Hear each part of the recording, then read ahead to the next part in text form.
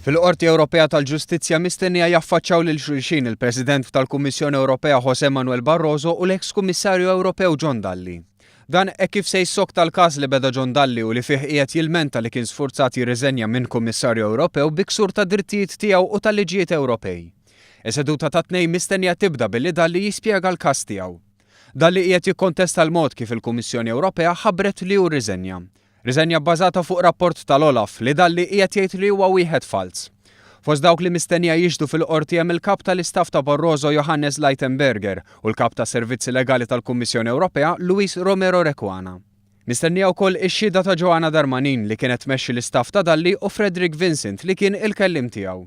Dawn kollha se jidhru quddiem 5 imħalfin li fi smigħ bħal dan ikunu l-uniċi li jistgħu jagħmlu l-mistoqsijiet. Is-smigħ se jkun qiegħed isir bil-miftuħ.